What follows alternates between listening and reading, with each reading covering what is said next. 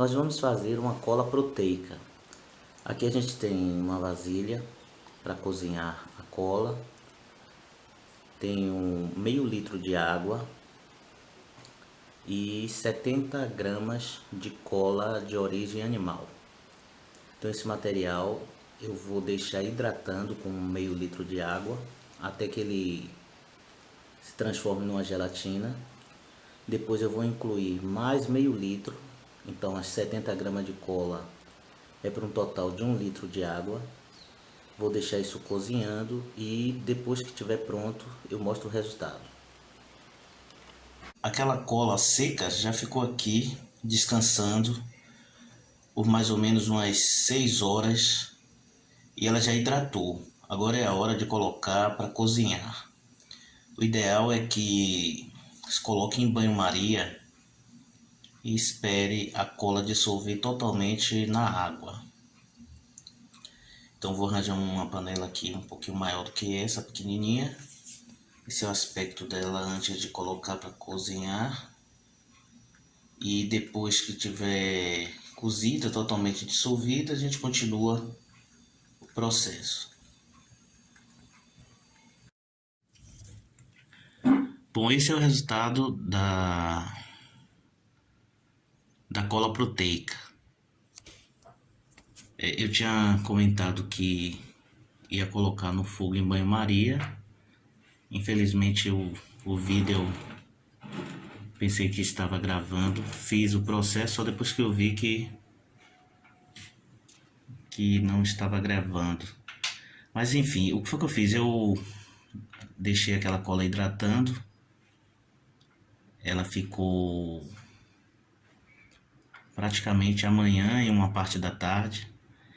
E aí depois que ela já estava bem hidratada, eu coloquei dentro daquela panelinha e coloquei dentro de uma panela um pouco maior, em banho-maria. Então você deixa a água na panela grande, coloca essa panela menor com a cola, então liga o fogo lá, a água fica fervendo e a cola proteica começa a diluir na água, né? À medida que vai esquentando. Não pode ferver a água, então ela fica ali em banho-maria cozinhando. Então ficou cerca de uns 20 minutos, mais ou menos, até diluir tudo. E eu misturando com uma colherzinha de pau. E aí depois, o que foi que eu fiz? Eu peguei uma meia, botei aqui dentro a meia com a borda para fora aqui do recipiente. E joguei a cola ainda quente e puxei para peneirar, né? Porque normalmente na cola vem algumas impurezas, vem pedacinhos enfim, pode ser casca de árvore ou pelo, que essas colas normalmente são feitas, né, a partir do couro. Então o resultado é esse, a cor mais ou menos. Então lembrando só as 70 gramas da cola de cartilagem seca, né? Ela ainda está seca, granulada ou então em placa. Aí você deixa hidratando, bota para cozinhar. E é com esse material que a gente pode fazer uma série de processos antigos.